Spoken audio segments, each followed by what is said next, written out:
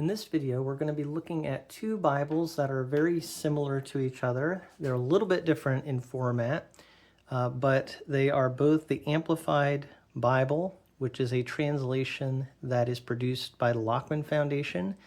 And I really appreciate them sending me these Bibles for review so that I can show them to you and show you a couple different options here. They're very similar, but there is a little bit of a difference in their formatting. One is just called the TwoTone Amplified Holy Bible, and the other is the Reader's TwoTone Amplified Holy Bible.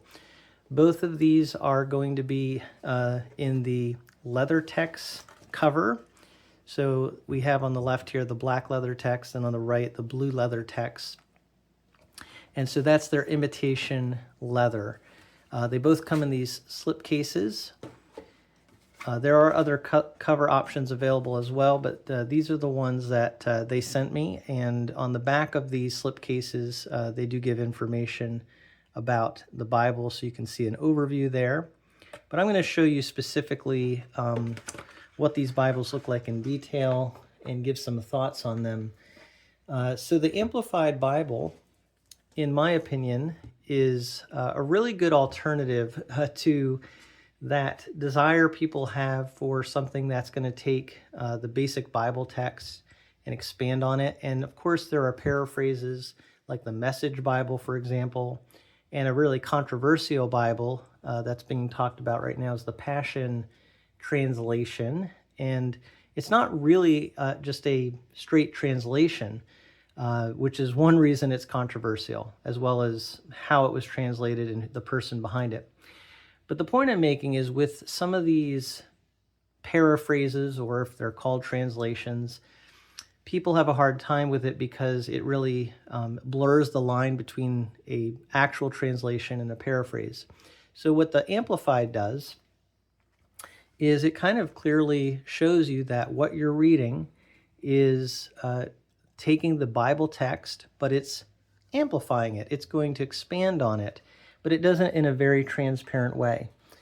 And I've learned a little by looking at these Bibles about the Amplified Bible translation, because I honestly didn't know a lot about it going into this. So I will show you as we get into this a little bit about the translation. I'm going to focus first on this two-tone edition that I would say is more just kind of a reference edition in terms of its formatting. The cover here is a very nice blue color with a black ribbon and a blue ribbon, and those are angle cut, double-sided. So they look nice. The page edges on this one are silver. Has a nice paste down liner, more of a vinyl material there for that, which I think is really good. Sturdier than just paper for the liner. And then these Bibles are going to have the records pages, the presentation page and the family records in cardstock at the beginning. It's a matte cardstock. And then, and you can tell right here, based on this title page, very nicely designed. I love the look of this. And let me just say to Lockman, if they do watch this, the way you formatted this Bible, the way this has been designed, I would love to see more of the Bibles carry just the look of these. I love the print that's used in here and the layout that's in here. I would love if the NASB Bible itself was carrying some of these design features. It does say the Lockman Foundation here, so this is their production. And it gives you kind of more specific information about the Amplified Bible. And again, we'll see that as we get in here. And this is printed in Korea. And this is the first printing from 2026. You have the table of contents and a foreword. And I'll just highlight here some things from this foreword, and I find this to be very helpful. This is the foreword to the Amplified Bible. It's not exactly the same as the New American Standard Bible. What it talks about here is that the original Amplified Bible actually the project was started in the late 50s, and then the whole Bible was completed in 1965 as a volume. And then we see here that in time they wanted to update the previous edition of it. And so it says, accordingly, Dr. Robert G. Lambeth, president of the Lockman Foundation, established a translation team, and under his leadership, the project was developed and completed. The Lockman Foundation is now pleased to present the Amplified Bible of 2015. So even though this is a newer format in printing in terms of the typesetting, the text itself is from the update of the 2015 Amplified Bible. The English has been updated based on contemporary usage. A substantial number of new amplifications have been added to the Old Testament, and original amplifications have been updated, expanded, refined, or clarified where needed. So there's a lot there, but I'm just trying to give an overview. It says here, too, that the Amplified Bible of 2015 has been editorially recast so that a verse may be read either with or without amplification. The basic verse is the literal equivalent translation of the Hebrew, Aramaic, or Greek text. Now I'm going to show you here what that actually looks like. And it's saying that the basic verse is literal. Again, it's not the NASB, and my take on this from looking at it, and I encourage, if you do get an Amplified Bible, compare it to something like the NASB. It's not quite as literal, even at the base text. But what they're saying is it's essentially going to be more of a literal translation to begin with. And then with that, there's going to be amplifications. The basic verse is then amplified in a way that permits the reader to have a greater understanding of the relationship between the crispness of contemporary English and the depth of meaning in the biblical languages. So that accomplishes what I said about Bibles like the Message Bible.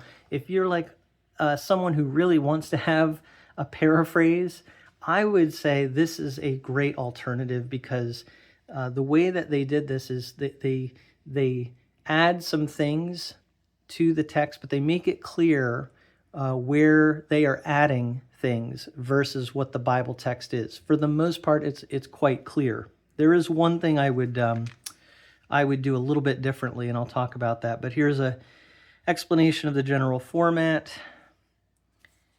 and characteristics of the Amplified Bible. This is very helpful. This shows you, and the Reader's Edition, which we'll look at a little bit, is similar, but they're a little bit different in terms of the features, because they wanted to make it more conducive to a reader format.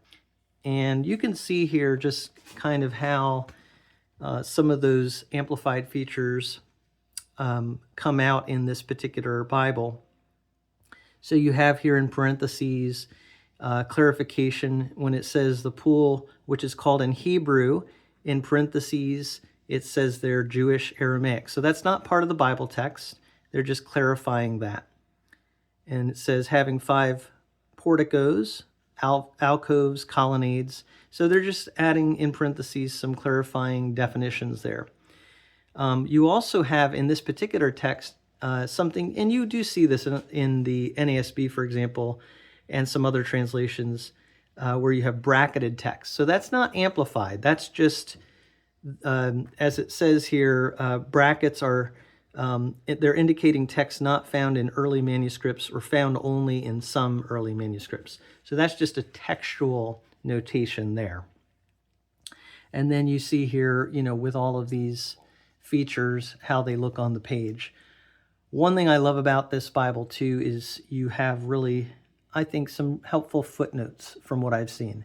Now, I haven't looked at all the footnotes, but just looking at this, it kind of explains some things that are very useful.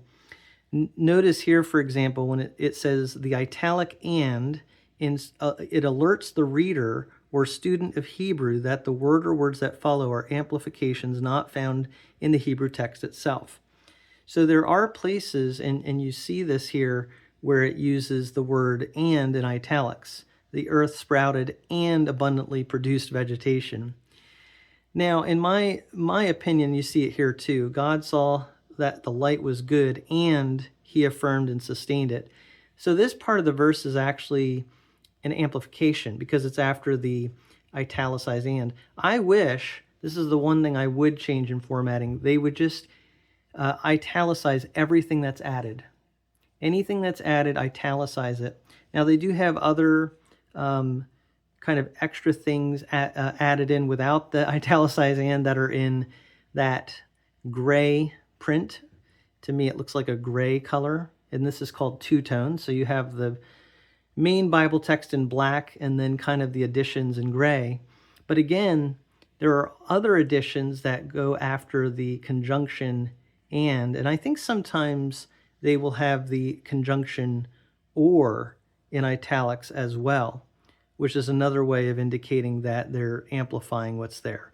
So to me, that would be the one thing I would change. I understand that they do have italicized words that are for just showing added words in English. So go ahead and any additional words in English that you are using to amplify, I would say put them all in italics just to make it clear. I know that there was a lot being said there, but I know for some of you those technicalities are very useful and important. But the bottom line is when you read this text, you're seeing the basic Bible text in black and additions to help you understand what you're reading are in the gray or with a conjunction that's italicized. That's telling you these are some extra things that have been added for understanding what the verse is saying. The other thing I would note that they are trying to do is if they make any kind of addition to a verse or a phrase, they're always trying to do it in such a way that it is coinciding with what the context actually says.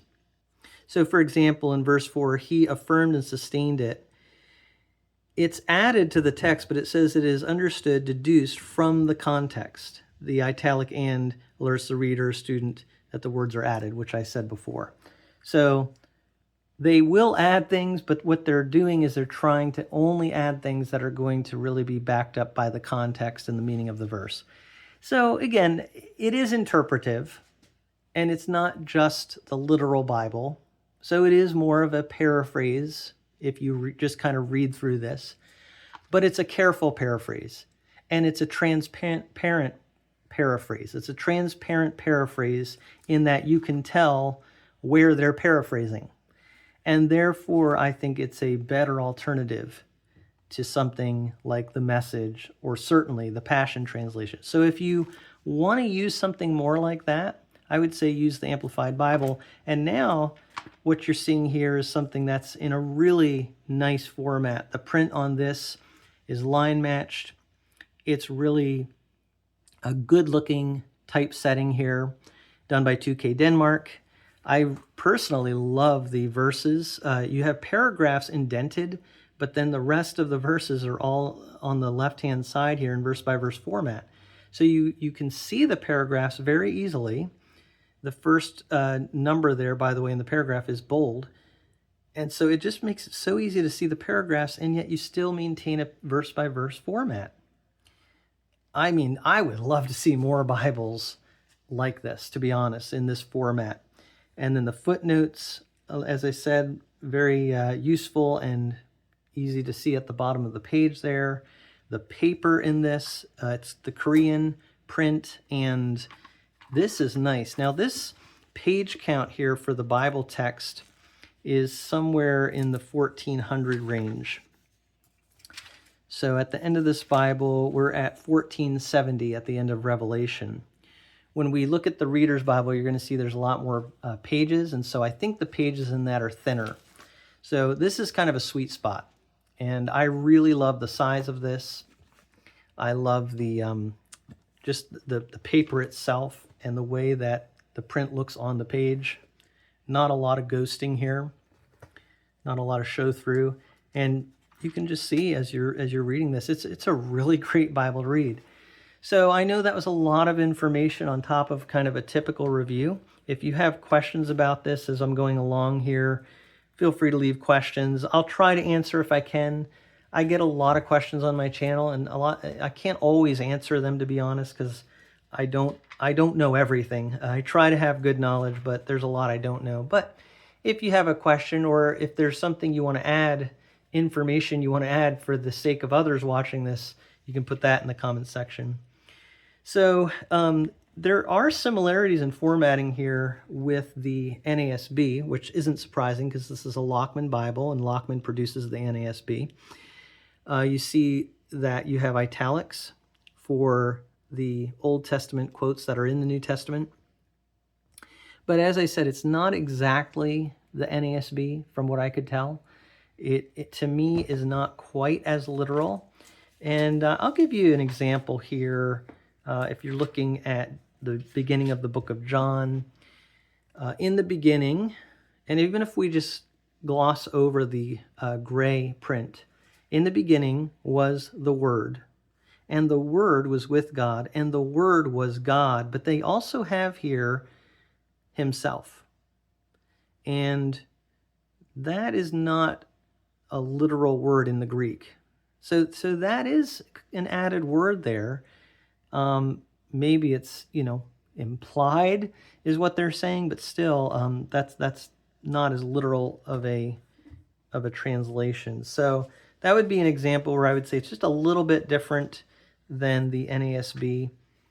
Probably not quite as literal, but still the black text, unless you're talking about a conjunction that is italicized and after, the most of the black text here is a pretty straightforward, pretty literal rendering of the Bible. Again, if you have more information about this that I'm not saying or that you think needs to be clarified, you can put that in the comments. Beautifully printed Bible. I love what they've done here. I've learned a lot just by researching this a little bit here and looking at the Bibles they sent me.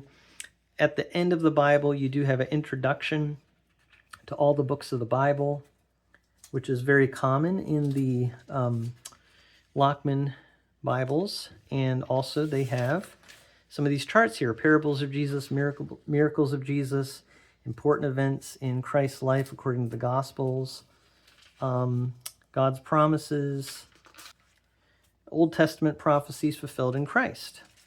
And then at the very end, you have a set of maps on what I think is semi-gloss cardstock paper, really nice color print there.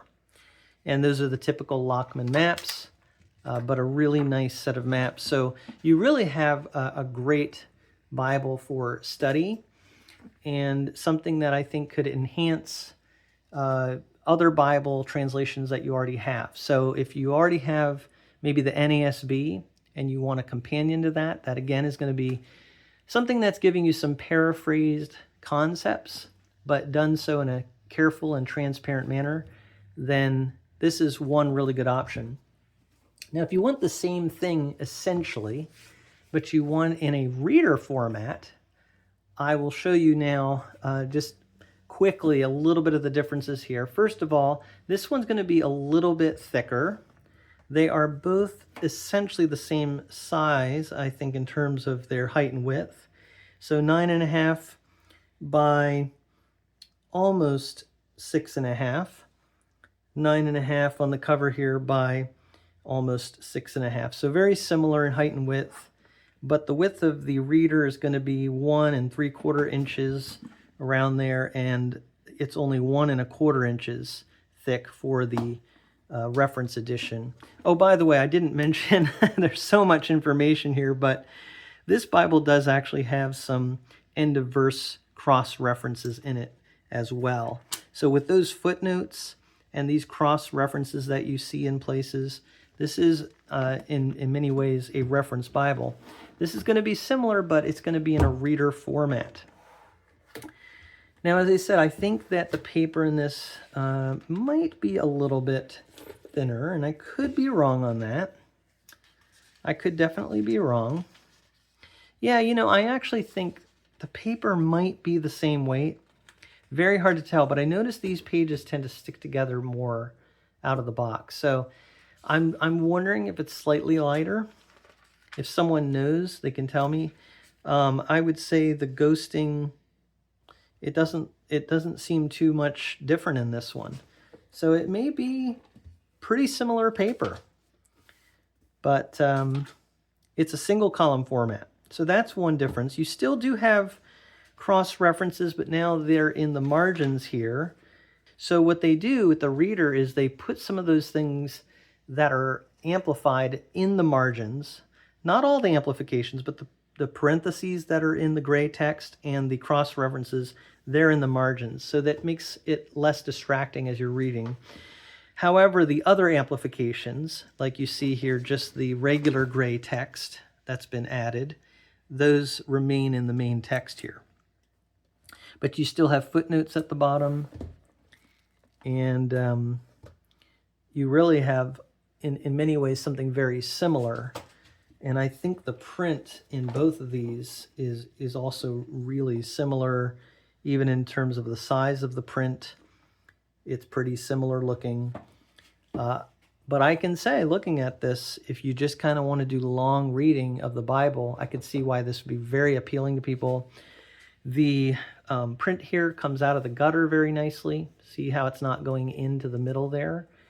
You have nice breathing room for all the print. You've got good margins all the way around. So Lockman has done a great job with these. I'm quite impressed. And even though I have not been a Amplified Bible user myself, as I keep saying, there are some people who are looking for something that can really give them some added clarity and even some paraphrasing, but doing so in a way that's going to be very, respectful of the original languages and making it clear where something has been added. So I'm sorry for repeating myself a lot, but to me that's just such an important thing about the way they have done this. And it's just interesting to look at these.